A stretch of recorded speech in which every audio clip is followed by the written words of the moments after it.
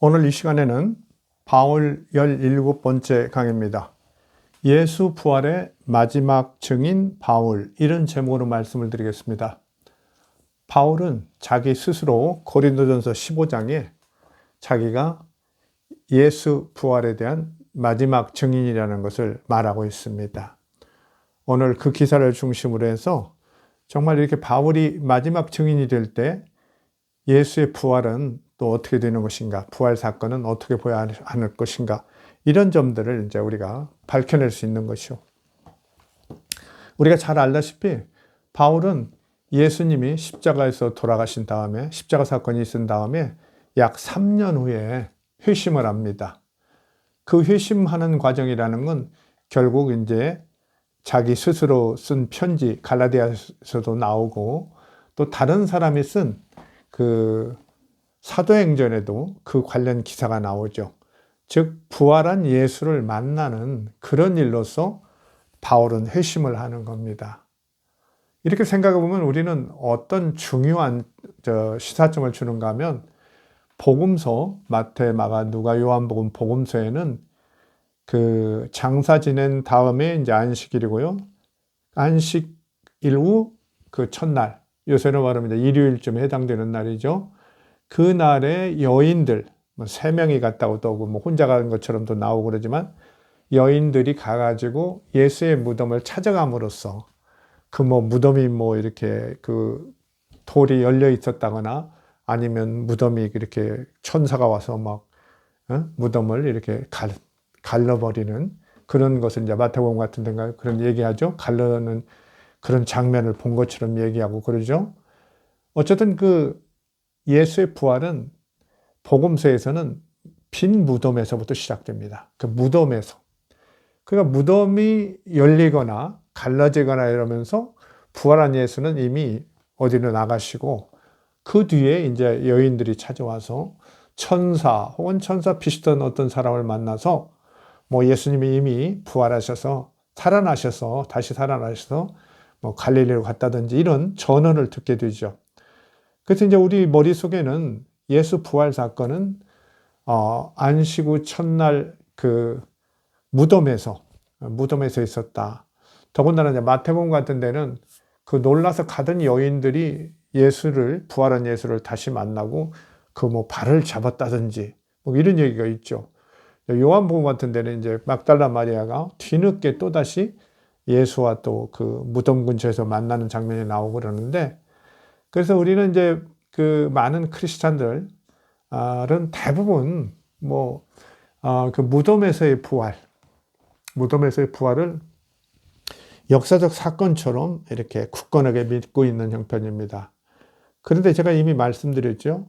바울은 예수 그 십자가의 죽음 사건 이후에 3년 후에 그 회심을 하고 이제 신앙을 갖게 되는데, 그렇다면 이제 부활 사건 이후에 3년 후에도 바울이 이렇게 자기가 예수 부활의 증인이라고 외치는 그 이유는 어디 있으며, 그건 과연 타당할까, 이런 여러 문제들을 낳게 되는 거죠.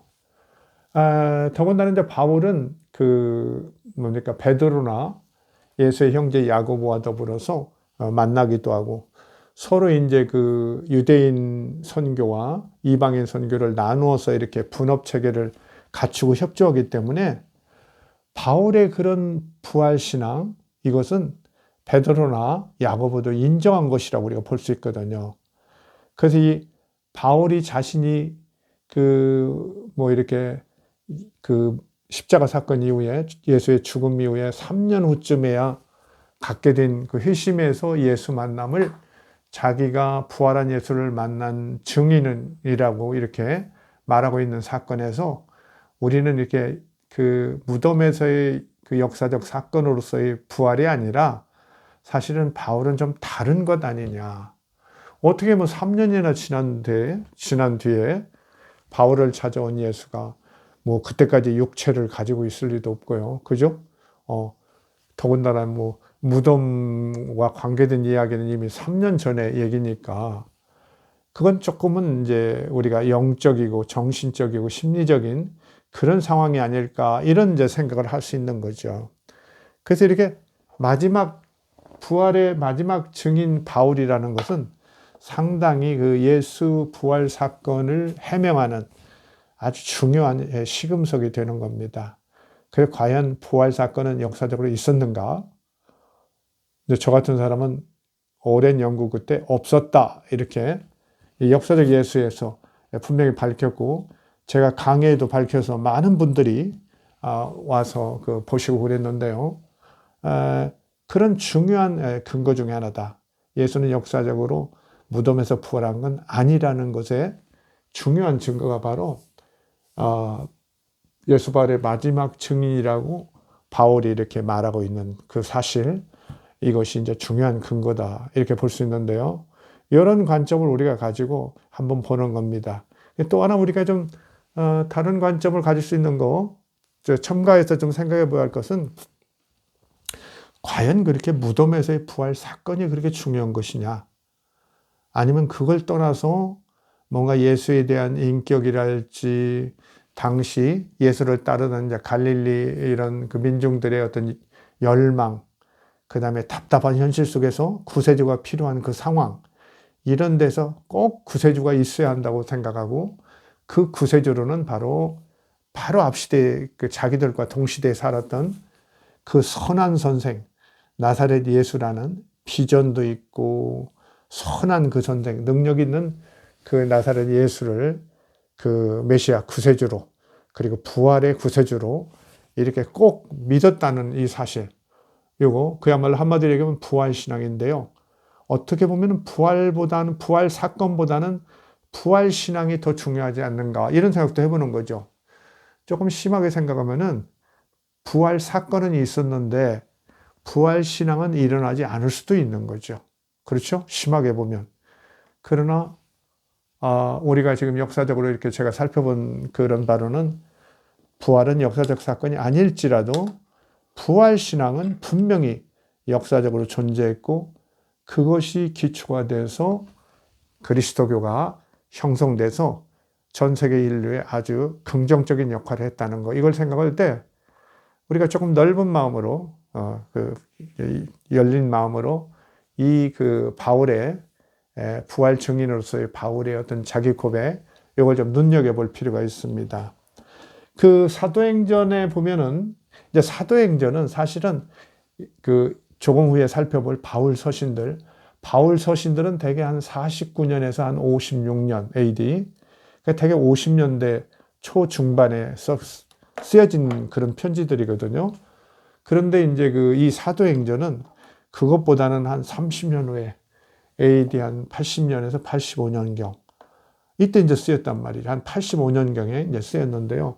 그 한 30년여 뒤에 있었던 이야기입니다. 더군다나 이제 바울의 그 편지 7가지는 특히 이제 부활에 관해서 자기가 부활 예수를 만난 사실을 말하고 있는 갈라디아서나 고린도서, 고린도전서, 이런 것들을 보면 뭐 이것들은 이런 사도행전에 비해서 한 30년은 앞서 있을 뿐만 아니라 내용들이 아주 앞뒤가 잘 맞고 사실성이 매우 높아요. 그런데 비해서 이 사도행전은 이제 누가복음을 쓴 사람이 쓴 책인데요. 사도행전도 거기에는 이제 세월이 좀 지나면서 민담 같은 것이 많이 들어가 가지고 이야기가 좀 극적으로 막 기적적으로 그냥 부풀려져 있고, 그 다음에 바울이 실제 경험한 사건의 연결 관계를 조금은 좀 오해하거나 전달 과정에서의 좀 오류가 있어 가지고 조금 잘못 전하고 있는 면이 있다 보이거든요. 그래서 여러분이 이제 그것을 좀 자세히 알고 싶으면, 제가 이미 좀 오래전에 했죠. 바울 2번째 강의에서 바울 회심 사건 기록의 검토, 뭐 아마 이런 제목으로 강의를 했던 것 같은데, 거기를 보시면 제가 좀 자세히 말씀드렸습니다. 그걸 좀 참고해 주시기 바랍니다. 자, 이 사도행전을 우선 간단히 이제 말씀드릴게요. 사도행전은 이제 9장에, 그 다음에 22장에, 26장에 3번 바울이 어떻게 부활한 예수를 만나서 회심하게 되었나, 똑같은 일을 3번 얘기해요. 뭐 이렇게 그 어떤 필요에 따라서 그 대상에 따라서 이렇게 3번 이렇게 그 이야기를 하는데 내용이 약간 좀 다르기도 해요. 약간 다른 구석이 있는데 그러나 전체적으로는 바울이 또 직접 전하는 바울의 참 편지들이 전하는 바울 스스로 적은 내용과 그렇게 아주 심하게 모순되지는 않아요. 그것을 약간 그 민담화되면서 설화되면서 부풀리고 조금 오해해서 잘못 전하고 있구나. 이 정도만 그 정도지 아주 엉뚱한 얘기는 아니라는 거죠. 이 정도 보시고 참 그냥 간단히 제가 그냥 거칠게 좀 말씀드릴게요. 사도행전 9장 1절 사울이 주의 제자들을 대하여 여전히 위협과 살리기 등등하여 대제사장에 가서 다메섹 여러 회당에 갈 공문을 청하니 사울이 행하여 다메섹에 가까이 가더니 호련히 하늘로서 빛이 저를 둘러 비치는지라. 갑자기 이런 말이죠. 빛이 바울을 팍 사울을 덮쳤다는 거죠. 땅에 엎드림에 소리 있어 가라사대 소리가 들렸다는 거예요. 사울아 사울아 내가 어찌하여 나를 핍박하느냐 하시거늘 뭐 이런 얘기가 쭉 나오죠. 나옵니다. 근데 같이 가던 사람들은 소리만 듣고 아무도 보지 못하며 말을 못하고 있더라. 그냥 덜덜덜 떨고 있는 거죠. 그런데 소리는 듣고 빛은 보지를 못했다고 그래요. 바울은 본 거죠. 바울은 본 거예요. 밝은 빛을. 그러면서 이제 뭐 다메섹에 가면 제자 아나니아라는 사람이 있는데 가가지고 그 사람에게 부탁해라. 그러면 내 돈을 떼줄 것이다. 뭐 이런 얘기가 나오죠. 그래서 기도해 주니까 바울의 눈에서 비늘 같은 것이 이렇게 떨어지면서 시력을 회복했다. 이런 얘기가 나옵니다. 근데 바울은 그런 얘기 안 해요. 자기 직접 편지에서는 갈라디아서나 이런 고린도 전후서에서는 그런 얘기 전혀 안 씁니다. 그 이제 민간 중에 이야기가 돌아가면서 이게 이제 확대된 거죠. 막 확산된 거예요. 우리 그렇죠. 무슨 연예인에 대한 어떤 이야기랄지 이런 거 조금만 시간을 흘러면 확 다르게 부풀려지고 그러잖아요. 그런 일이 벌어진 거죠. 자, 그런데 여기 또 중요한 게 하나 있는데요. 이렇게 제자 아나니아가 이제 이렇게 눈을 이렇게 뜨게 해주고 그런 다음에 바로 이제 사도행전 9장 20절에는 다메섹이거든요. 그 지역이. 다메섹에서 전도를 했다. 이러고 옵니다. 전도를 했다. 전도를 했는데 그 바울이 이제 그동안은 이제 예수 그리스도 그 신자들을 이렇게 핍박하다가 갑자기 이렇게 반대로 하니까 옛날 그의 어떤 동료들이 바울을 죽이려고 했다는 거죠. 그래서 바울이 뭐 이렇게 성벽에서 뭐 줄을 달고 내려왔다 뭐 이런 얘기가 나오고요. 그 다음에 이제 26절에 보면 사울이 예루살렘에 가서 제자들을 사귀고자 하나 다 두려워하여 그의 제자됨을 믿지 아니하니 바울이 이제 그 다메섹에서 나와가지고 예루살렘으로 갔다는 거예요. 근데 워낙 악명이 높으니까 제자들이 만나주지 않으려고 했다는 거죠. 바나바가 데리고 가서 사도들에게 가서 소개해서 인정을 받았다 이런 얘기가 나옵니다. 그 다음에 이제 사도행전 22장 이후에는 이제 많은 사람들이 연설하는 데 있는데 거기에 보면은 그 22장 9절에 보면 그 빛이 강하게 비칠 때 다메섹에서 나와 함께 있는 사람들은 빛은 보면서도 소리는 듣지 못하다 이렇게 위에서 얘기한 거꾸로 얘기하죠. 9장 7절에는 소리만 듣고 아무도 보지 못하더라 그랬는데 여기는 좀 거꾸로 얘기해요. 이게 이제 뭐 설화가 되다 보니까 이렇게 바뀔 수도 있고 옛날에는 또 손으로 필사를 하다 보니까 이렇게 거꾸로 되는 수도 있죠. 그 정도 뭐 대단히 중요한 그런 문제는 아닙니다. 그 다음에는 사도행전 26장에는 그 아그리빠 왕이라는 사람 앞에서 이제 바울이 그 말을 하는데요.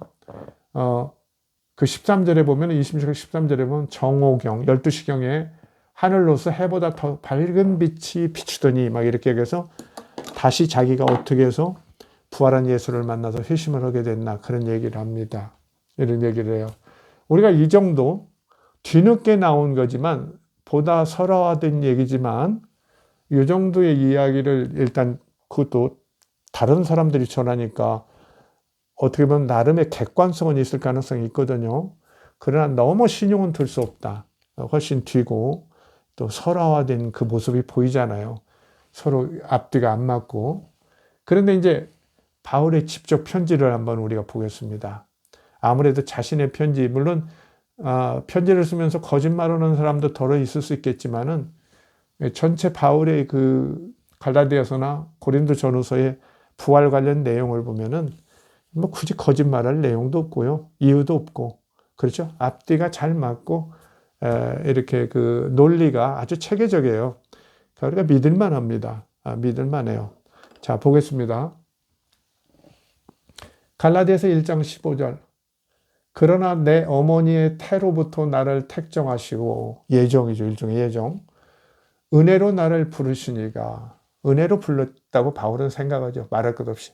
자기가 그동안 하나님의 그 숨은 뜻을 모르고 예수 그리스도의 어떤 그 신앙이 인간 구원을 위한 숨겨진 계획인데 그걸 모르는 거죠. 하나님의 경륜을 모르고 거기에 대항했으니까 얼마나 회심한 다음에는 그게 부끄러워요. 부끄러워해요.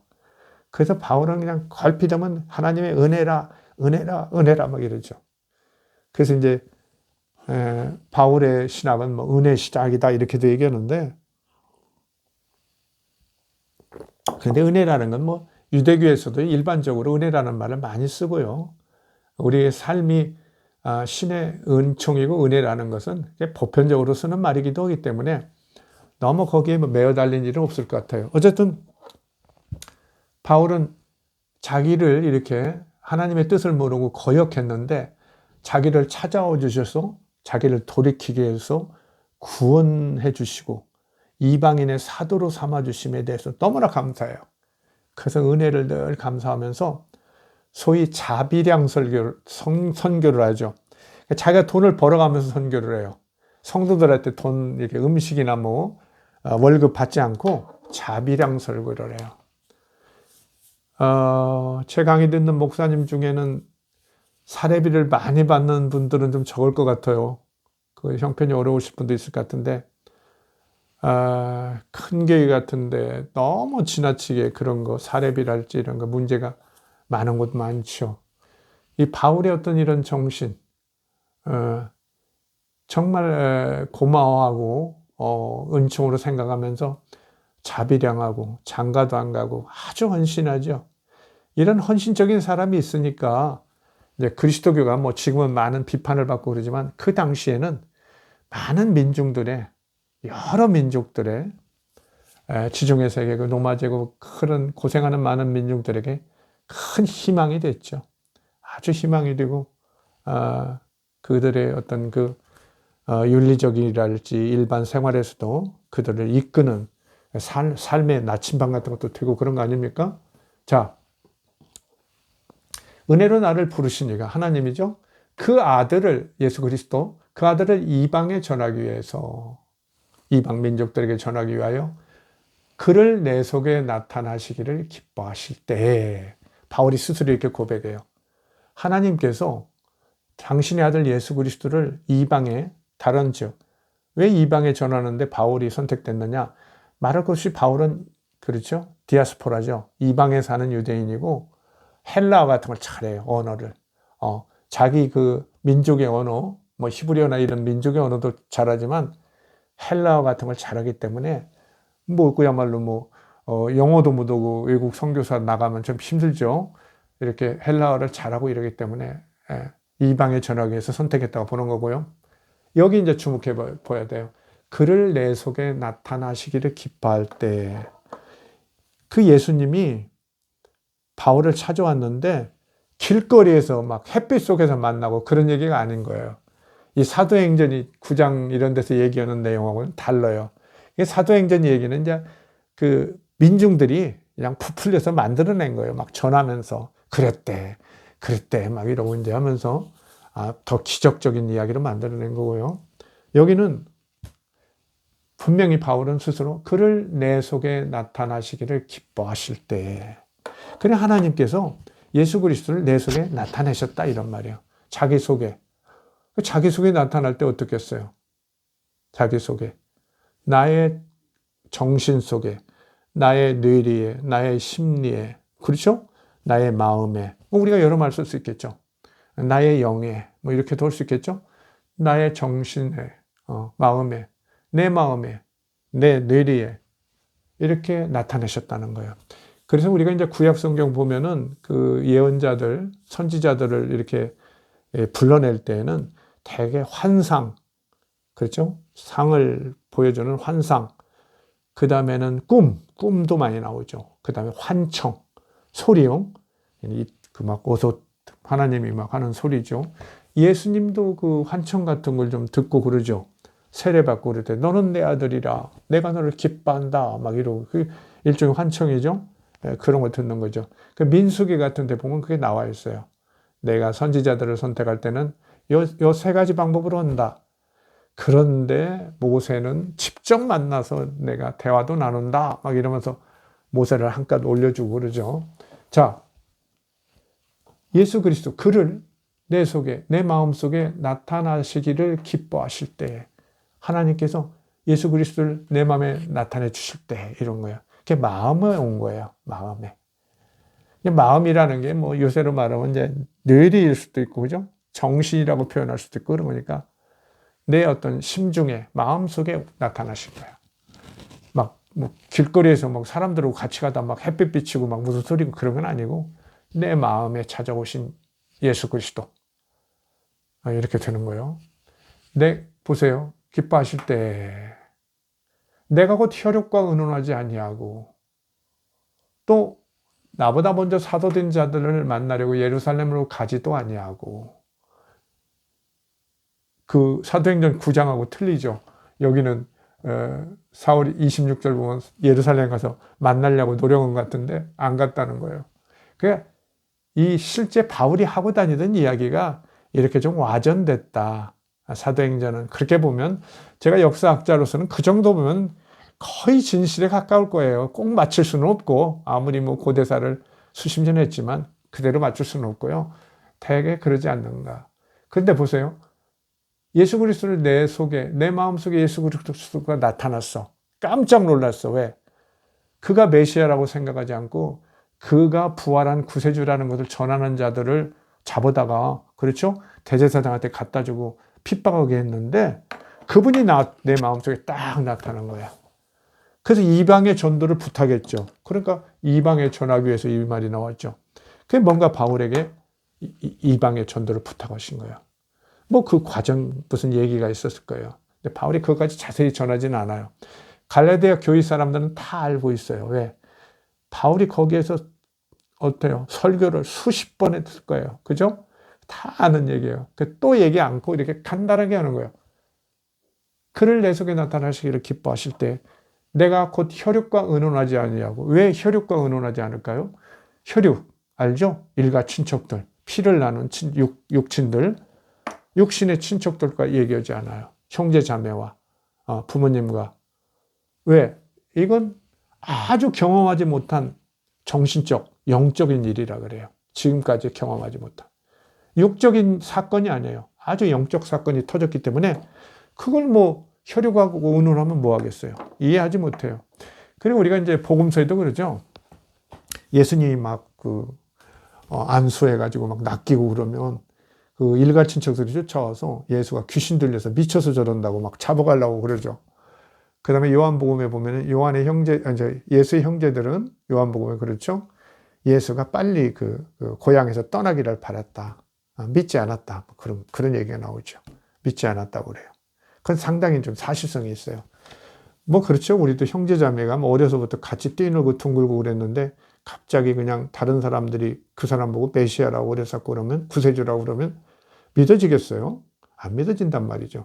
너무 그 약점을 우리가 너무 잘하니까 형제자매는 가족은 그래서 내가 곧 혈육과 의논하지 아니하고 아주 사실성이 높아요. 그렇죠? 이 정신적 신앙적인 대변동 더군다나 예수 그리스도 신앙을 탄압하고 억압하던 그런 신앙 속에 살고 있는 바리새인 가족에 있는 이 바울은 어떻겠어요? 집으로 돌아가면 그거 어디 얘기 붙일 수도 없죠. 바리새인 가문에. 그러니까 자기 스스로 예수 그리스도가 이렇게 한 것을 이제 회심을 하고 혈육과는 의논하지도 아니하고 또 나보다 먼저 사도된 자들을 만나려고 예루살렘으로 가지 아니하고 오직 아라비아로 갔다가 다시 다메섹으로 돌아갔노라. 왜 바울은 예루살렘으로 가지 않았을까? 사도들한테. 우선 모르는 거죠. 그냥 전혀 이건 어떤 독립된 사건이니까요. 바울의 회심 사건은, 다메섹에서 벌어진 그 회심 사건은 아주 독립된 사건이니까, 뭐 자기가 여태까지 그 예수 믿는 사람들을 핍박하고 이렇게 억압했는데 어떻게 그 사람들이 가겠어요? 갔다가 잘못하면 얻어 터지고 죽는 수도 있죠. 두렵기도 하겠죠. 아무 연줄 관계도 없는 거예요. 더군다나 이제 바울한테 중요한 것은 바울의 어떤 회심이 그런 베드로랄지 요한이랄지 이런 제자들의 어떤 선교를 통해서 나온 게 아니라 스스로의 회심이란 말이죠. 물론 연관관계는 있겠지만은 스스로의 회심이기 때문에 굳이 베드로나 요한, 뭐 야고보 이런 사람을 찾아갈 이유도 없는 거죠. 그러니까 자기는 하나님으로부터 이렇게 소명을 받은 사람, 직접 받은 사람이에요. 그래 굳이 예루살렘에 가서 먼저 신고하고 그들의 인정을 받을 필요가 없다는 거예요. 그래서 바울의 편지 보면 그러죠. 하나님과 예수 그리스도의 사도된 바울은 막 이런 식으로 나오죠. 뭐 베드로와 야고보에 의해서 인정을 받은 나 사도 바울은 그런 얘기는 없어요, 전혀. 그렇죠? 하나님과 예수 그리스도의 부르심을 받은 나 바울은 막 이렇게 봅니다. 어디에 편지합니다. 이렇게 당당하게 나오죠. 그러니까 구약 시대 그 뭡니까? 선지자들, 예언자들이 이제 그런 식이죠. 하나님의 그 부르심을 받아가지고 어떤 계시도 받고 그래가지고 이렇게 뭐 선포도 하고 그러죠. 그러니까 바울은 그런 자부심을 가졌던 거예요. 환상을 보여주셨던지 뭐 환청도 있었겠죠, 당연히. 그 다음에 아니면 꿈이었던지 이런 걸 통해서 하나님께서 나를 이렇게 선지자, 예언자처럼 쓰시는구나 이렇게 확신한 거죠. 그래서 제자들에게 굳이 찾아가가지고 그들의 인정을 득하려고 얻으려고 하는 그런 행동을 취하지 않았다는 걸 분명히 하고 있어요. 왜 이런 얘기를 하냐면은 당시 갈라디아 교회를 이제 바울이 이렇게 일으켜 놓고 왔는데 다른 데 선교로 간 사이에 그 유대계 그 그리스도인들, 유대인 출신 그리스도인들이 와가지고 자꾸 바울이 전한 복음은 온전하지 못하다. 그래서 할례도 받고 뭡니까? 절기도 지키고 안식일이나 유월절 같은 절기도 지키고 막 이런 거 요구하는 거죠. 그 다음에 음식도 정결한 음식, 구약 성경에 나오는 율법에 나오는 정결한 음식만 먹어야 한다. 이런 걸 자꾸 강요하니까 바울이 그냥 이렇게 하는 거예요. 그 사람들은 또 와서 말 안 해도 뻔하죠. 바울은 원래 예수의 제자도 아니야. 예수 얼굴도 몰라. 막 이런 별 얘기를 다 할 거란 말이죠. 이럴 때 바울이 이제 이렇게 얘기하는 거예요. 하나님께서 예정하셔서 이방에 전도하기 위해서 나를 특별히 지정하셔서 예수 그리스도를 내 안에 보내셔서 막 이렇게 하는 거예요. 내가 그 부활한 예수를 만나고 그 예수의 어떤 그 부활함에 내가 그동안 확신했던 것이 잘못됐다는 걸 인정하고 회심을 했는데 이런 거예요. 그래 내가 일가 친척 만날 겨를도 없이 만날 필요도 없이 만나봤자 아무 소용도 없고 그리고 굳이 뭐 예루살렘으로 가서 뭐 제자들 만나서 뭐 허가를 받을 필요도 없이 막 이런 거죠. 오직 아라비아로 갔다가 왜 아라비아로 갔을까? 어떤 사람은 전도로 갔다고 하는데 그건 조금 지나친 해석이고요. 왜 아라비아로 갔을까? 아라비아는 이제 사막지대죠. 광야 뭐 이런 것도 있고 그러니까 예수님이 그 세례를 받고 그랬죠. 성령이 비둘기같이 내려온 다음에 어떻게 해요? 광야로 가서 40일간 금식하며 기도하고 그러죠. 그때 이제 그 마귀 사탄이 막 시험하고 그러죠. 그게 이제 복음서에 나오는데 바로 그런 거죠. 이렇게 영적인 아주 대종교적인 어떤 큰 사건을 만났으니까 우선 자기를 가서 좀 다스려야겠죠. 그리고 이게 진짠가 여부도 좀 따져봐야겠고 또 앞으로 어떻게 할 것인가 이런 것을 아주 그야말로 광야라는 곳은 뭐 사람이 없는 곳이죠. 그래서 뭐 하늘과 그야말로 땅 그 가운데 자기가 있는 곳이니까 거기에서 신과 더불어서 대화하고 기도하고 명상하고 이러면서 이것이 어떤 일인가. 이걸 이제 정리했겠죠.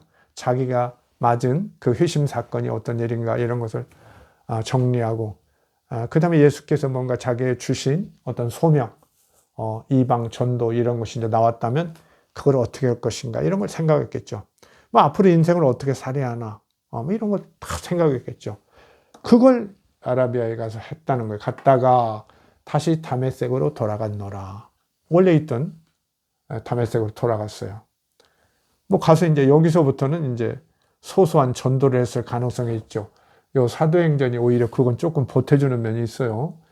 거기 가서 아무것도 않고 있을 리는 없잖아요. 그 후 3년 만에 그렇게 광야 그 아라비아에 갔다가 돌아와서 3년. 그러니까 하여튼 3년 몇 개월이겠죠. 회심원 이후에 3년 몇 개월 만에 내가 게바를 신방하려고 예루살렘에 올라가서 게바가 이제 베드로예요. 베드로를 신방하려고 예루살렘에 올라가서 저와 함께 15일을 유할세 같이 있었다는 거예요. 15일 동안, 보름 동안. 당연히 이제 복음의 그 당시에 중심지는 예루살렘 교회니까 예수의 그 중심 제자가 있는 곳이니까 이제 한 3년쯤 이제 뭔가 전도도 해보고 고생도 해보고 그렇죠? 나름의 신앙의 뭐 어떤 경륜 같은 것도 조금 쌓은 다음에 이제 예루살렘을 간 거죠. 나름의 어떤 확신과 자신감이 좀 축적된 거죠. 그렇죠? 바로 뭐 쫓아가서 뭐 이런 것보다는 이렇게 자기의 실제 경험을 통해서 정리가 되고 자신감이 있으니까 예루살렘에 가서 아주 손꼽히는 제자 게바 베드로를 신방하고 15일 동안 같이 있었어요. 15일 동안 못 했겠어요? 예수님은 어떤 분인가, 어떤 가르침을 주셨나 이런 거 더 많이 들었겠죠. 그 전에도 물론 일반 신도들을 통해서 들었겠지만 또 거기 가서 얼마나 많이 들었겠어요. 듣고 그 다음에 또 뭘 했을까요? 자기 경험 이런 거 다 얘기했겠죠. 특히 회심 사건 같은 거 경험 얘기하겠죠. 제가 이렇게 예수님을 만났는데 그게 부활한 예수님 맞겠죠. 뭐 이런 얘기 당연히 하지 않았겠어요? 그 베드로가 어떻게 했어요? 맞다. 뭐 이런 거 있었던 거죠. 그러니까 이제 베드로나 밑에 나오는 야고보도 인정을 하고 이방 선교를 맡기는 거 아니겠어요? 자, 저와 함께 베드로와 함께 게바와 함께 15일을 유할세 주의 형제 야고보 외에 다른 사도들은 보지 못하였노라. 그때 이제 예수의 형제 야고보가 또 크게 활동하기 시작하니까 야고보도 그때 봤다는 거예요. 야고보도. 예수의 형제 야고보도 봐서 또 야고보의 어떤 부활 경험이나 이런 선교 경험, 이런 어떤 신앙적 경륜 이런 거 같이 나눴겠죠. 대화를 나누고. 그런데 다른 사도들은 보지 못하였노라. 여기서 보면 우리가 다른 사도들은 이미 그 지중해 세계 곳곳에 선교하러 이미 떠난 상황 이런 걸 우리가 좀 알 수 있죠. 근데 여기 다른 사도는 보지 못하였노라 이 얘기를 특별히 하는 것은 내가 뭐 특별히 거기 가가지고 제자들의 어떤 뭐 인준이나 허가 이런 걸 받으려고 간 것은 아니라는 것을 이제 말하고 있죠. 그러면서 20절 갈라디아 1장 20절 보면 보라 내가 너희에게 쓰는 것은 하나님 앞에서 거짓말이 아니로라. 하나님 앞에서 말하는데 이건 거짓말이 아니다. 왜 이런 말을 했을까요? 바로 유대계 그리스도인들이 바울을 자꾸 헐뜯으면서 율법도 같이 지켜야 한다고 이렇게 하고 그러는데 대해서 바울이 이제 계속 이렇게 거절하는 것이 예수 그리스도로부터 받은 그런 이방 선교에 특별한 권위가 있기 때문에 내가 이렇게 여차여차하고 오히려 예루살렘의 그런 그 정통 그 제자들 이런 사람한테 뭐 의존하거나 이런 거하고는 다르게 내가 확신을 가지고 하는 일이다. 이걸 정확히 밝혀주는 거죠. 그 다음에 한번 보세요. 이게 이제 다른 편지. 고린도후서 4장 6절에는 어두운 데서 빛이 비추시라 하시던 그 하나님께서 창세기 1장에 나오죠. 처음에 캄캄할 때 빛이 비추라 하니까 빛이 비쳤다고 그러죠. 어두운 데서 빛이 비추리라 하시던 그 하나님께서 예수 그리스도의 얼굴에 있는 하나님의 영광을 아는 빛을 우리 마음에 비추셨느니라. 조금 뭐 어려운 것 같지만 하나님께서 예수 그리스도의 얼굴에 있는 하나님의 영광 그 예수 그리스도의 얼굴에 하나님의 영광이 있는 것을 본 거예요. 누가 봤을까요? 말할 것 없이 바울이 본 거예요. 그렇죠? 예수 그리스도의 얼굴에 있는 하나님의 영광, 그걸 누가 봤겠어요? 바울이 그 부활한 예수, 그 회심 사건에서 예수가 나타나서 이렇게 부탁할 때, 이방 선교를 부탁하고 그럴 때 본 거예요. 근데 예수를 알아요? 몰라요? 바울은 모른단 말이죠. 생전에 안 봤으니까. 그런데도 딱 어떤 거룩한 형체가 나타났는데, 뭐 빛 가운데 그랬겠죠. 아무래도 어떤 빛 가운데 거룩한 형체가 나타났는데, 아, 이분이 예수 그리스도시구나, 이걸 아는 거죠. 어떻게? 그의 형체, 얼굴에 하나님의 어떤 능력이나 권위, 이런 것들이 보였단 말이죠. 아우라가 팍 보이니까, 아, 이분이 신인 하나님의 아들 예수 그리스도구나, 뭐 이렇게 아는 거죠. 그리스도의 얼굴에 있는 하나님의 영광을 아는 빛을 우리 마음에 비추셨느니라. 바울이 그래서 알았다는 거예요. 그걸 금방 알아보게 됐다는 거예요. 하나님의 아들 예수 그리스도, 뭐 이렇게 알았다는 거예요. 그러니까 그 영광을 아는 빛을 비춰보는 빛이죠. 환하게 해주는 빛. 그러니까 어떻게 보면 지혜랄지 안목, 이런 것도 되겠죠. 하나님의 영광을 아는 안목을, 지혜를, 능력을, 이렇게 해석이 되겠죠. 우리 마음에 비추셨느니라. 말은 우리 마음인데 이제 성도들하고 같이 얘기하니까 예수 그리스도의 어떤 부활을 믿는 그런 마음은 하나님께서 우리에게 주신 것이야, 이제 이 얘기를 하는 건데, 우리 마음에 비추셨느니라 하는데 사실은 확실한 것은 바울의 마음이죠. 바울의 경험, 그 회심 사건의 부활 예수를 만난 그 경험을 지금 얘기하는 거죠. 그러니까 바울은 이게 진짜 사실이냐 아니냐 이렇게 따지면 참 어렵죠. 진짜 예수님께서, 부활한 예수께서 이렇게 내려오셨냐, 그래서 보여주셔서 이런 일이 벌어졌냐, 이렇게 한다면 역사학자인 저로서는 이제 부정적으로 보야겠죠. 말할 수밖에 없어요. 그러나 이게 심리적, 이런 종교적 이런 것이, 뭐 영적인 이런 것은 이렇게 개인이 경험하는 특별한 것이기 때문에 그의 경험 자체를 우리가 아무것도 아니다, 이렇게 볼 수는 없는 거죠. 더군다나 이제 그의 인생을 바꿔놔 버리니까요. 그렇죠? 장가도 안 가고 일생을 다 예수 그리스도의 복음 전파에 바치잖아요. 그렇게 엄숙한 대전환을 우리가 아무것도 아니다, 이렇게 얘기할 수는 없죠. 적어도 바울 그 자신에게는 그것이 주관적 경험일지도 모르지만, 객관적인 것이 아닐지 모르지만, 개인 심리적인 어떤 경험일 수도 있지만 그렇게 특별한 사건이었다, 이렇게 우리가 받아들이는 게 옳겠죠. 자, 이제 바울이 이제 고린도전서 15장을 보면은 그 바울의 그 부활의 증인들을 쭉 얘기합니다. 그러면서 자신이 마지막 증인이라는 얘기하는 그 구절로 왔어요. 고린도전서 15장 3절. 이 고린도 교회에서 부활을 믿지 못하는 사람이 있다는 소문을 듣고, 부활을 믿지 못하는 사람이 있다는 소문을 듣고 이렇게 편지를 쓰면서 부활에 대해서 아주 구체적인 내용을 말하는 것이 바로 이제 고린도전서 15장이에요. 아주 중요한 구절이에요. 우리가 그 부활에 대해서 구체적인 것을 알고 싶으면 이 고린도전서 15장을 꼭 읽으셔야 합니다. 15장 3절. 내가 받은 것을 먼저 너희에게 전하노니. 이게 바울도 이제 처음에 그 그리스도교가 이제 초기 예루살렘 신앙 공동체가 시작된 예수 그 십자가 사건 직후, 그때는 바울은 거기 참여하지 않았잖아요. 3년 후에나 이제 그 회심을 하고, 또 그 뒤에 또 3년여가 더 지났으니까 사실 예수가 돌아가신 지 한 6년 이후에서 예루살렘 그 예수 신앙 공동체와 바울이 만나는 거죠.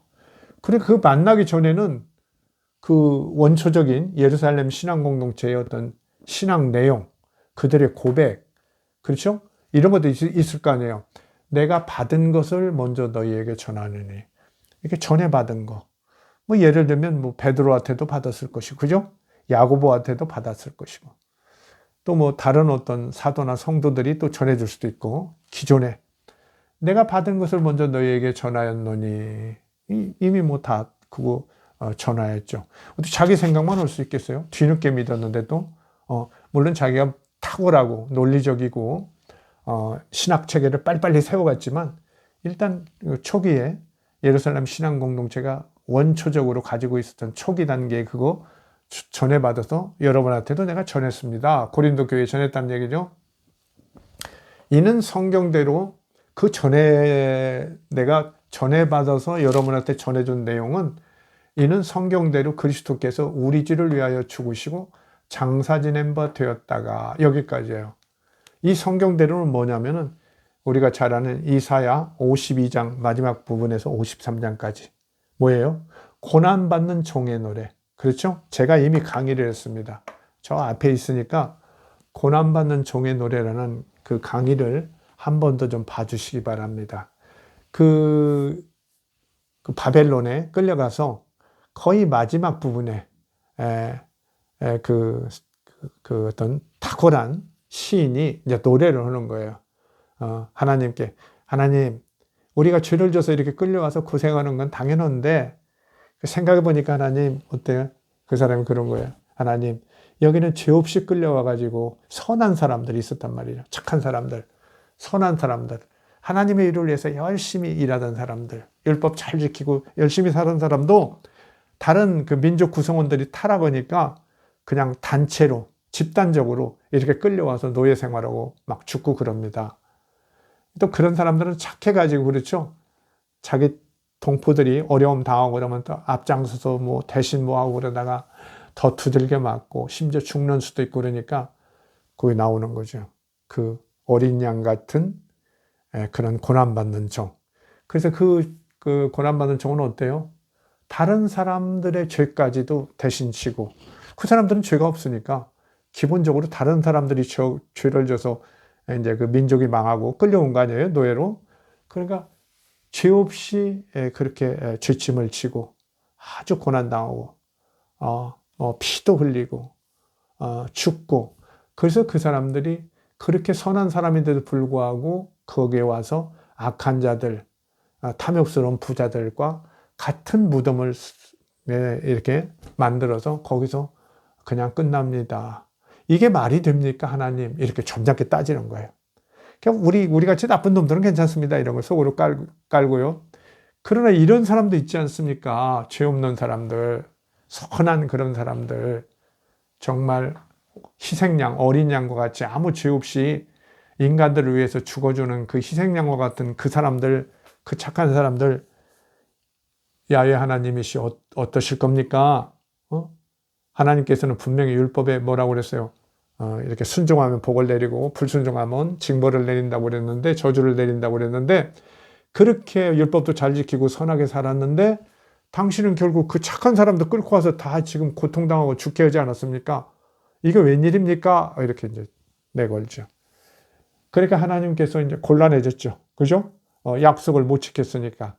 그러니까 하나님께서 그런 사람들의 후손들을 다시 살려서 크게 또 이렇게 민족을, 영광스러운 민족을 이룰 것이다. 이게 이제 고난받는 종의 노래거든요. 그러니까 바로 그거죠. 우리 죄를 위하여 죽으시고, 그러니까 다른 사람의 죄를 위해서 죽는다는 개념이, 그 대속 개념이 이 고난받는 종의 노래에서 아주 이렇게 구체적으로 드러나요.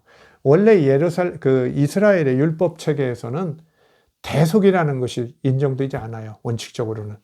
우리가 에스겔서랄지 이런데 여러분이 한번 보시면은 그 자세히 나오는데 그 역사적으로도 나와요. 앞에 그 왕들이 그 자식들에게 이렇게 부모의 죄를 묻지 말라 이런 법령을 자꾸 내려요. 발전적으로. 그런데도 불구하고 이제 이사야에서 나오는 시인의 고난받은 종의 노래에서 선한 사람들이 악한 사람들 때문에 악한 사람들을 위하여 이렇게 죽고 상처나고 죽고 노예가 되고 이런 것에 대한 하나님의 조치 촉구 이게 있었던 거죠. 그러면서 그들의 거룩한 행동을 바로 고난받는 종의 어떤 그런 헌신, 희생 이런 걸로 노래한 거죠. 바로 그것이 예수와 잘 맞는다는 우리가 어느 정도 상식적으로 알죠. 바로 그거예요. 성경대로 여기 성경대로 그리스도께서 우리 주를 위하여 죽으시고 장사 지낸 바 되었다가 여기 좋습니다. 이거 이제 고난받는 종의 노래고요. 그 다음에 성경대로 사흘 만에 다시 살아나사.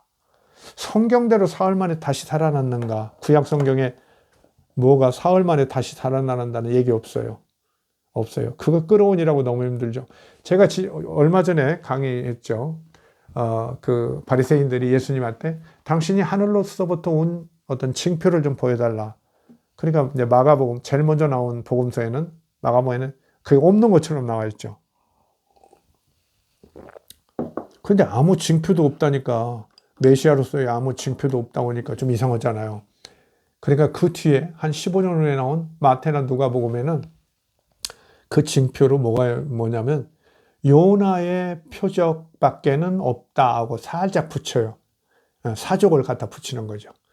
요나는 이제 뭡니까? 니느웨로 선교를 가라고 하는데 거절하고 도망가다가, 그렇죠?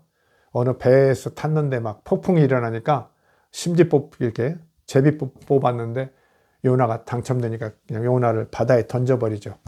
바다가 이제 잔잔해지라고 재물로 던져버리는데 떨어졌는데 아주 큰 고기가 요나를 덜컥 먹었다고 그러죠. 사흘 동안 고기 뱃속에서 살아있다가 이제 고기가 육지에 요나를 토해놨다. 그래서 니느웨 가서 결국은 이제 선교하고 선포를 하죠. 어떤 징벌이 다가왔다고 선포해서 니느웨 사람들이 회개했다. 그런 게 이제 요나서 아닙니까? 그 요나, 물고기 뱃속에서 사흘간 있었던 요나의 얘기밖에는 할 게 없다고 마태와 누가복음은 살짝 사족을 붙여놨어요. 그런데 여러분, 그 구약 성경에는 사실은 부활이라는 개념이 원칙적으로 없어요. 특히 창세기로부터 시작되는 토라, 모세오경에는 전혀 없습니다. 그 시절에는 영혼에 대한 개념도 별로 없었어요. 혼이라는 말을 가끔 드물게 쓰지만 거의 어떤 사회적으로 종교적으로 의미 있게 쓰지 않아요. 왜 그런 일이 벌어지냐면요, 우리가 영혼이라는 것이 교회에서는 흔히 얘기하니까 늘상 저 옛날부터 있었던 것 같지만 영혼이라는 것이 그렇게 어떤 사회, 어떤 종교, 어떤 법률적 이런 개념 같은 거, 문화적 이런 개념, 철학이나 이런 데 개념으로 쓴 것은 상당히 뒤에요. 그리스 시대 상당히 진전되면서 이제 영혼이나 자아 이런 것들이 문제가 되거든요. 그전에는 그냥 공동체적 삶이에요. 그냥 이스라엘, 그럼 끝나는 거예요. 이스라엘의 아무개, 이삭, 야곱, 한 개인의 문제를 그렇게 그 영혼을 문제 삼지 않아요. 그 영혼을 문제 삼지 않고 개인을 문제 삼지 않으니까 이 사람들이 별도로 어떤 자기의 구원, 그렇죠? 영생, 이런 걸 원하지도 않아요. 그런 개념 자체도 없어요. 그래서 사실 구약 성경에는 당연히 부활에 사흘 만에 다시 살아나는 이야기가 있을 수가 없어요. 그냥 사흘하고 관계될 걸 억지로 갖다 끌어쓰죠. 억지로 갖다 써요. 아시겠죠? 물론 이제 부활이 나중에는 나타나요. 구약 성경에도. 모세오경은 아니고요. 정통 모세오경에는 아니고 에스겔서 37장에 나타나요. 그 다음에 다니엘서도 나타나요. 그건 상당히 뒤에요. 상당히 뒤입니다. 그래서 이제 그 사람들은 거기서 보면 이제 에스겔서 37장 같은 데 보면은 마른 뼈들이 골짜기에 있는데 성령이 가서 명령하니까 거기에 살이 붙고 근육이 붙고 그래서 사람들이 막 살아나는 거. 그 다음에 이제 무덤을 열고 무덤에서 사람이 살아나는 거. 무덤에서 사람이 살아난다는 이야기가 에스겔서에 있다는 거, 37장에 있다는 거 우리가 기억할 필요가 있어요. 그런 전통이 바로 복음서에 간 거예요. 민중들을 중심으로 형성된 그 예수신앙 공동체들에서 그 민중들이 예수의 부활을 무덤에서의 부활, 소생. 그러니까 이제 특히 이스라엘 아까 그랬죠? 영혼 개념이 거의 발달하지 안 하고 뒤늦게 바리새인들이 BC 2세기에 영혼 불멸 사상을 외부로부터 이제 받아들이거든요. 그러나 이제 외부로 또 받아들인 거니까 실제 그렇게 막 투철하고 그러지는 않은 거예요. 그렇지 않은 상태에서 이제 바울 사도 같은 사람이 신령한 부활한 예수 그리스도의 형상을 만난 거죠. 깜짝 놀라고 뒤집어진 거예요, 지금. 그 부활이 진짜네, 있는 거네, 막 이렇게 되는 거죠. 이렇게 되는 거예요. 그건 이제 이따 조금 더 좀 말씀드리고요. 일단 성경대로 사흘 만에 다시 살아나서, 이것은 근거는 확실치 않지만 당시에 이렇게 예루살렘 신앙 공동체나 초기 그리스도교는 이렇게 고백하고 있었다는 거예요. 조금이라도 연관되는 걸 끌어다가. 그 다음에 5절 보면 사흘 만에 다시 살아나서 이제 구체적 인물이 나오죠. 게바에게 보이시고, 베드로예요, 게바.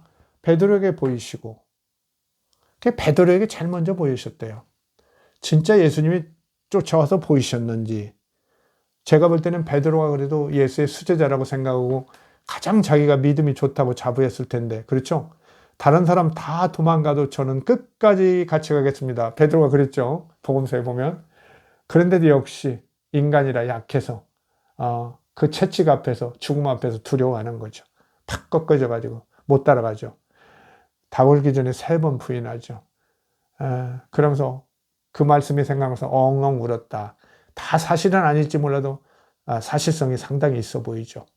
그러니까 이렇게 자부심을 갖고 예수님을 좋아하고 따랐는데 자기가 예수를 이렇게 배신하고 이랬을 때 얼마나 가슴이 아팠겠어요.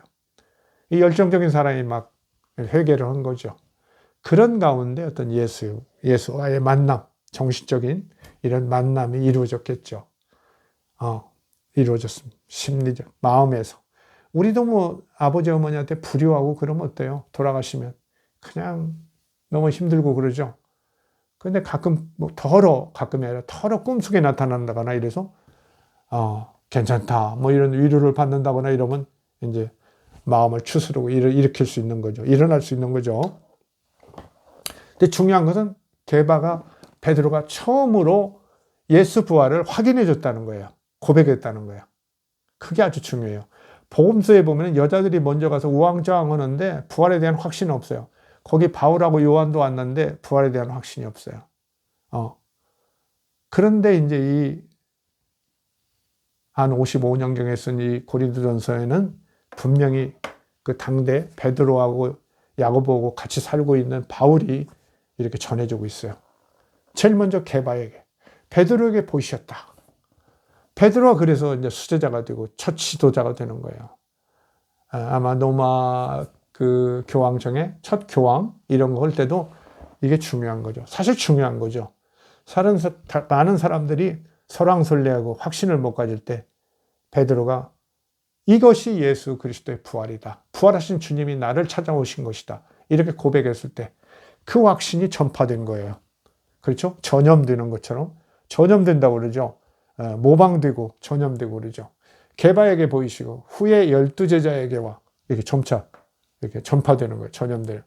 그 후에 500의 형제에게 일시에 보이셨나니 500여 명이 진짜 그랬나? 이건 조금 의문이지만 좀 과장된 것 같이 보이죠. 사도행전 보면은 마가의 다락방에 120명이 모였다고 그러는데 여기는 500여 명이라고 그랬어요. 500의 형제에게 일시에 보이셨나니 그 중에 지금까지 절반 이상이 살아있고 어떤 이는 잠들었으며 이런 상태라는 거예요. 증인이 있다 이거 증인이. 그 후에 야고보에게 보이셨으며 야고보는 예수의 형제 야고보예요. 여기서 우리가 알 수 있죠. 예수의 형제들 특히 야고보가 예수님 살아계실 때는 예수를 믿고 따르지 않았구나 이거 알 수 있어요. 왜? 베드로가 이렇게 부활의 증인이 되고 12제자가 되고 500여 성도가 된 다음에 그 후에 야고보가 예수를 만나는 거예요. 야고보에게 보이셨으며 이게 진짜예요. 의견 같은 거 있는 건 거의 믿을 수 없는 기사라고 봐도 돼요. 이게 바울의 이런 진중하고 이런 그 학구적이고 논리적인 바울의 이런 고백을 우리가 받아들일 만해요.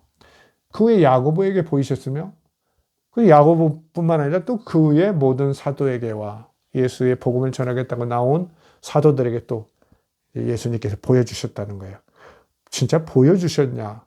아니면 그들이 예수를 보았냐?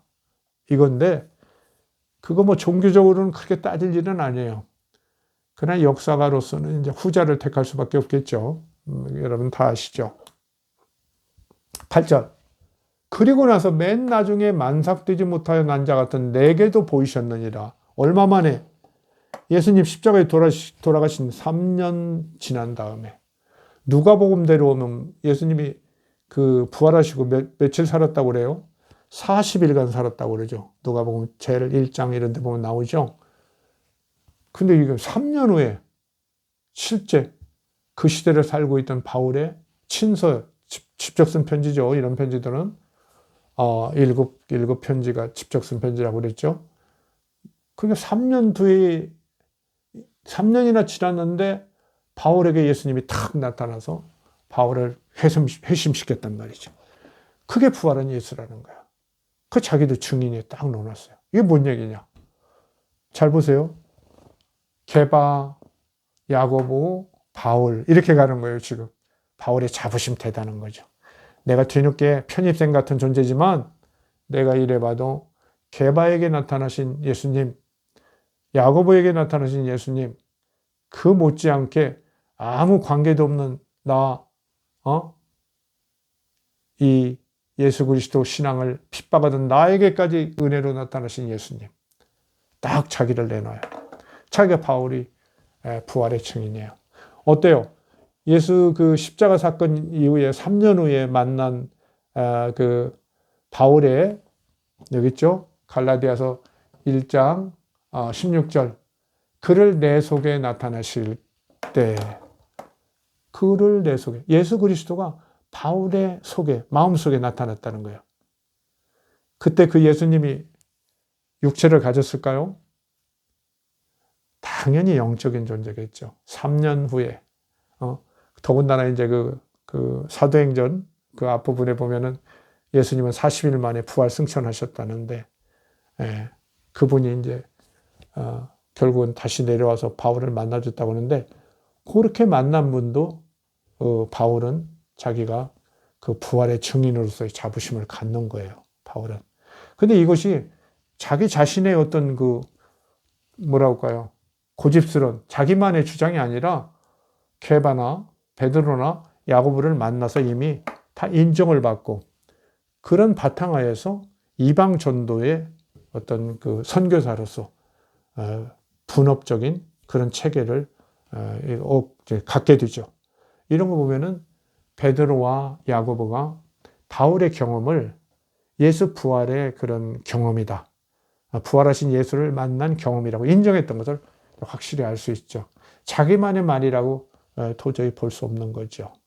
이렇게 보면은 이제 이런 바울의 이런 고백은 베드로랄지 야고보 다른 제자들 따르는 사람들의 그 초기에 그 부활 신앙의 실제 내용이라는 것이 무덤 앞에서 같이 모여서서 도저히 뭐 무덤 앞에서 있을 수가 없잖아요. 무덤 앞에 있었던 그 사건, 이례적 사건이죠. 역사적 사건. 여기 본 사람은 아무도 없어요. 보면. 몰라요. 여자들 한두 명이 따로 있을지 모르지만 아무도 없거든요. 그거하고는 관계없단 말이죠.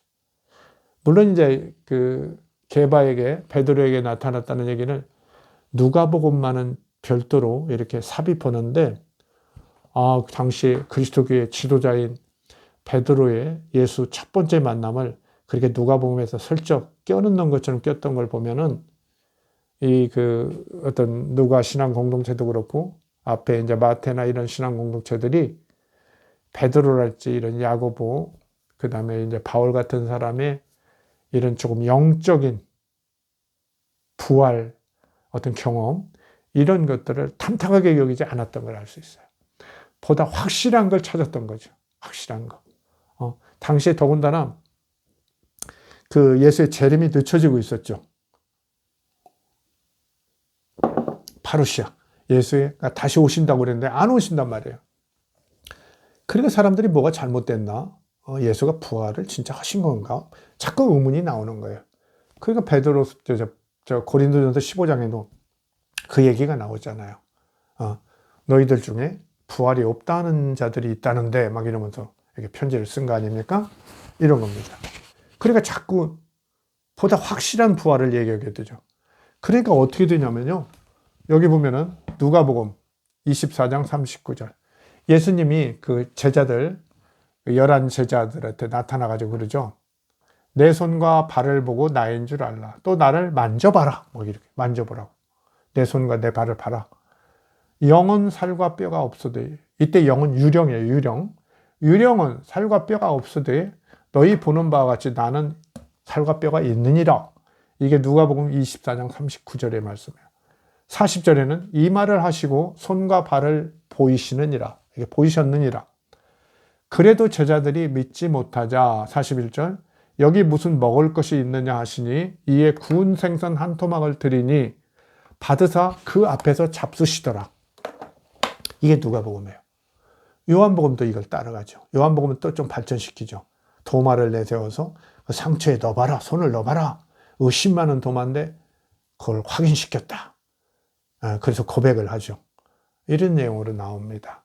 이런 거 보면은 이제 자꾸 부활이 의심되고 신앙의 그 재림이 지체되면서 신앙에 자꾸 그 어떤 회의주의 같은 것이 껴들 염려가 있고, 그 다음에 이제 그 가연설 같은 거, 예수님이 십자가에서 죽은 것은 진짜 죽은 게 아니다. 하나님의 아들은 당연히 영인데, 하나님이 영이니까 하나님의 아들도 영일 텐데 어떻게 영이 그렇게 십자가에 죽겠느냐 막 이러고 하는 거죠.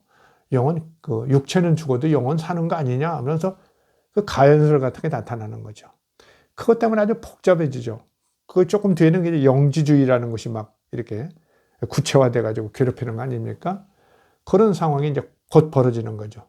이런 중에 이제 그 뒤늦게 이제 바울 서신 말고 뒤늦게 마가복음은 이제 한 71년경, 마태 누가는 한 85년경 이렇게 나온 뒤늦게 나온 복음서들은 예수가 부활할 때 어떤 영적 부활뿐만 아니라 육체적으로도 부활했다는 그 확실성 이런 걸 굉장히 강화하는 겁니다. 그건 아까 얘기한 대로 저기 구약 성경의 마지막 부분에 나오는 에스겔서 37장, 그 다음에 이제 그 다니엘서 14장 같은 데 나오는 뒤늦게 가미된 외부에서 들어온 그 부활 사상 이런 걸 가미해 가지고 그냥 그 이스라엘 민중들이 쉽게 얘기하는 대로 무슨 영혼 뭐 이런 것보다도 그냥 몸 자체가 다시 사는 그런 어떤 그 뭐랄까요, 좀 소박한 부활 개념, 소생의 부활 개념 이런 것을 주장하면서 또 그게 좀 사실감은 훨씬 강하잖아요. 그렇죠? 그래 인간이 그래요. 뭐 부활하면 어때요, 여러분? 부활해서 천국에서 잘 산대. 그러면 좋아요. 물론 좋아하는 분들도 있겠지만은 어때요? 부활해서 이 땅에서 하면 되게 그냥 한 몇백 년 잘 살아봤으면 좋겠어. 이런 사람이 옛날에 많았던 거예요. 그게 뭐 천년왕국설 그런 게 그런 거죠. 그러니까 이 세상에서 한번 되게 잘 살아보면 좋겠어. 뭡니까? 개똥밭에 뒹굴어도 저승보다는 이승이 낫다고 하는 그런 거. 그 서양에도 있거든요. 그렇죠? 오디세이인가? 거기에 보면 그런 거 나오죠? 그런 게 나와요. 서양에도 그래요. 저승 가서 잘 사는 거 바라지 않아요. 이 세상에서 그래 고생해도 사는 거 이걸 원하고 그러죠. 그래서 이렇게 이제 그 부활의 내용 이거 자체가 변합니다. 그러니까 몸이 다시 사는 것, 더군다나 이제 에스겔서에 나오는 무덤이 열리면서 부활하는 내용 이런 것들을 참고하면서 복음서는 훨씬 사실감이 있는 육체가 부활하는, 육체와 영이 부활하는 이런 것을 강조하죠. 그래서 그 뒤에 그런 그 교부들도요, 초기 교부들 중에도 영의 부활만 주장하는 사람보다도 육체의 부활을 또 주장하는 사람들이 막 나타나요. 그러면서 이제 이런 얘기도 하는 거죠. 아니, 영혼도 만드시고 육체도 만드시는 하나님께서, 그렇죠? 육체를 부활 못 시키겠냐. 막 이런 교부들이 막 주장하고 그러죠. 그럼 우리가 잘 아는 이제 사도신경 같은데, 이제 영과 육이 사는 것을 믿사옵나이다. 막 이렇게 나오죠. 그런 고백이 나오는 거죠. 그런 어떤 전체적 상황 속에서, 원래는 이제 보다 그 헬라적인 거랄지, 이런 것은, 헬레니즘적 이런 것은 영혼에 의한, 영혼의 어떤 부활, 영혼의 정화에 의한 영생, 이런 것으로 갔는데, 그리스도교는 이스라엘의 어떤 전통적인 사상과 민중들의 어떤 현세상에서의 부귀영화, 영생 이런 것을 원하는 또 그런 측면이 강하기 때문에 몸이 다시 사는 것, 그리고 무덤에서 열리는 부활 이런 것을 선호하게 됐다는 거, 우리가 이걸 한번 좀 말씀드리고 싶습니다.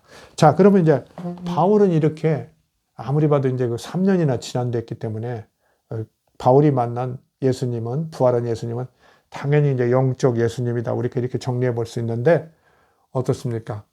이제 얼마나 이제 바울이 그 영적인 것으로 부활을 이해했는가는 이제 바로 고린도전서 15장 42절부터 또 나와요. 같은 그 15장이거든요. 죽은 자의 부활도 이와 같으니 썩을 것으로 심고 썩지 아니할 것으로 다시 살며, 썩을 것이 육체죠. 육체를 이제 묻어버리면 이제 없어져 버리는데, 썩지 아니할 것, 영적인 거죠. 영적인 것으로 다시 살며. 44절 보면은 육의 몸으로 심고 신령한 몸으로 다시 사나니, 육의 몸이 있은즉 또 신령한 몸이 있느니라. 육의 몸, 그렇죠? 우리가 갖고 있는 게 육의 몸이죠. 그 당시 사람들은 영혼 혹은 영도 있다고 생각하고, 그 다음에 육체 이렇게 구성되어 있다고 보는데, 우리 그 인간의 몸이 이렇게 보는데, 이런 어떤 육의 몸, 육체, 이 살을 갖고 있는 이 몸도 있는데 신령한 몸이 없겠느냐, 막 이렇게 나오는 거죠. 그래서 우리가 이제 육의 몸으로 살다가 이렇게 이제 신앙생활 잘하고 믿음에서 제대로 서면 어때요? 죽으면 이렇게 신령한 몸으로 된다, 이렇게 확신을 갖고 얘기해요. 육의 몸이 있은즉 또 신령한 몸이 있느니라. 어떻게 이런 얘기를 그렇게 확실할까요? 아주 뭐 형이상학적인 얘기고, 정말 이런 얘기를 누가 하겠어요? 보지 못하면 않거든요. 아주 거짓말 잘하는 사람들이 할 수 있는 얘기인데, 바울이 뭐 그럴 리는 없을 거고요.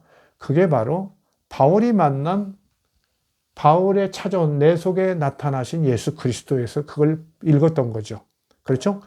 자기에게 찾아온 예수 그리스도가 이 땅의 인간, 육체적 몸을 가진 이런 육의 몸이 아니라 정말 뭐라고 표현할 수 없는 거룩한 그런 신령한 몸으로 나타났던 거죠. 하나님의 영광을 얼굴에 가득하게 보여주고 이런 신령한 몸으로 나타났기 때문에, 그 경험이 있기 때문에 이런 확신을 얘기하는 거예요. 확실한 지식을 얘기하는 거죠. 육의 몸이 있은즉 신령한 몸이 있느니라. 육의 몸으로 우리가 살다가 죽어서 신령한 몸으로 다시 사나니, 부활이죠. 부활한다, 이렇게 얘기하는 거예요. 그래서 바울은 또 그런 얘기도 하죠. 그 마지막 날에 이제 예수님이 오실 때 우리들 휴거하는데, 그때는 어떤다고 해요? 우리의 몸은 일시적으로, 그냥 일시에 그런 하나님의 능력으로 몸이 변모해서 신령한 몸이 된다고 그러는 거죠. 이게 이제 바울의 이제 부활 경험, 부활 인식, 나아가면 부활 신앙이겠죠. 그래서 바울이 경험한 것은 그게 무덤 앞에서 경험한 것이 전혀 아닙니다. 자기를 찾아오신 신령한 몸을 가진 예수 그리스도를 만났다는 거죠. 그게 이제 뭐 정말 실제냐 아니냐, 이건 또 다른 문제고, 아까 얘기했죠. 주관적인 어떤 그런 인식일 수도 있고 그런 건데, 그러나 그런 경험 속에서 바울은 확신을 갖고, 그 바울의 그 부활 경험이 게바나 야고보에게도 인정을 받았다. 결국 그들의 경험도 그런 것이었다는 거죠. 그래서 우리는 복음서가 얘기하는 무덤 앞에서 무덤 돌이 뭐 열리고 거기서 만나서 확인하는 부활 사건, 그 예류적 사건이라는 것은 사실 이런 바울의 친서, 그야말로 55년경에 쓴 이런 고린도전서와 같은 이런, 그 다음에 갈라디아서 이런 내용들을 볼 때는 무덤 앞에서의 예수의 어떤 무덤을 열고 나오는 예수, 부활 사건, 그건 없었다는 것을 우리가 알 수 있는 거죠. 오히려 이렇게 육적으로는 죽지만 영적으로 거룩하게 살아나서 강력하게 다른 사람에게도 영향을 미치는 거죠. 살아있는 것과 똑같이. 바울에게 찾아와서 바울을 회개시키고 막 이러는 거죠. 그게 뭐 능력이죠. 살아있는 거나 마찬가지죠. 그래서 그 예수를 그 바울은 신령한 몸을 가진 예수님이라고 보는 거죠. 부활한 예수. 그렇죠? 육체의 몸이 아니라 자기가 육체의 몸인 예수를 본 적은 없으니까요. 신령한 몸을 가진 예수를 고백하는 겁니다. 여기서 우리가 이런 것을 생각해 볼 수 있어요. 부활 사건이 굉장히 중요하다고 생각하고 무덤에서의 부활을 지금도 아주 고집하고 있는데 그 부활 사건이 있어도 부활 신앙이 없을 수가 있다는 생각을 저는 해요. 그렇죠? 부활 사건이 혹시 있었더라도 부활 신앙이 일어날 수 없는 수가 있을 것이다. 왜? 그 추종자들이 그걸 원하지 않고 또 그 사람을 그렇게 신뢰하지 않고 이렇게 하면은 부활 신앙이 일어날 리가 없죠. 그 부활 신앙은 예수가 얼마나 이 땅에서 감동을 주고 비전을 주고 희망을 주었나. 이런 가운데 어때요? 자기들의 또 절박한 상황 속에서 뭔가 새로운 세상, 더 좀 나은 세상을 희망하는 민중들의 그런 강한 그 열망, 소망, 이런 것들이 있는 데서 그 부활 신앙이 싹틀 가능성이 있었던 거죠. 그래서 예수 같은 사람은 정말 죽을 수도 없다. 뭐 죽어서도 안 된다. 막 이렇게 생각하는 거죠. 죽을 수도 없다. 아니, 안 죽었다. 지금도 살아계셔서 나에게 이렇게 영향을 주고 나에게 영적으로, 그렇죠? 그 가르침으로, 말씀으로 나를 이렇게 깨우치고 인도한다. 우리는 그의 가르침을 지키기 위해서 목숨을 내놓고 그 정의를 위해서 우리가 살아가야 한다. 이런 신앙을 주는 거죠. 이게 부활 신앙이죠. 그래서 부활 사건 자체보다는 이 부활 신앙이 그리스도교를 낳았다. 뭐 그리스도교가 지금은 많이 비판받고 그러니까 부활의 의미 같은 것도 뭐 이렇게 퇴색하고 그러지만은 한번 생각해 보세요. 선한 사람, 정말 선한 사람, 희망을 주는 사람, 비전을 주는 사람, 그 사람은 절대 죽을 수 없다. 죽였는데도 다시 살아났다. 끝내 영생할 것이다. 얼마나 멋집니까? 아주 희망을 주는 거죠. 그 시대 민중들의 큰 희망을 줬죠. 지금은 이제 사람들이 훨씬 과학도 발달하고 이제 영혼도 없다고는 이런 마당에 그 논리 그대로는 설명할 수 없겠지만은 여전히 우리가 이제 새로운 비전을 찾고 정말 행복한 인간의 삶을 위해서는 그런 어떤 선한 사람, 그 선한 선생의 부활이라는 것은 여전히 우리가 아주 지켜나갈 만한 그런 귀한 그런 그 경험이죠. 아주 경험입니다. 전 세계가 여전히 부활 신앙의 의미를 되새기면서 이제 긍정적이고 비전 있는 삶, 모든 사람이 잘 사는 삶을 꿈꾸는, 그렇죠? 모두가 하나 돼서 잘 사는 그야말로 새하늘과 새 땅, 이것을 꿈꾸는 그런 삶, 하나님의 나라를 꿈꾸는 삶을 살아야겠죠. 자, 부활의 마지막 증인 바울을 통해서 우리가 부활이 역사적, 무덤 앞에서 있었던 이류적 사건이 아니라 이런 영적인, 정신적인 경험이지만 그것은 이만큼 부활신앙으로서 소중한 것이었다. 이런 점을 다시 한번 오늘 이렇게 생각해 봅니다. 감사합니다.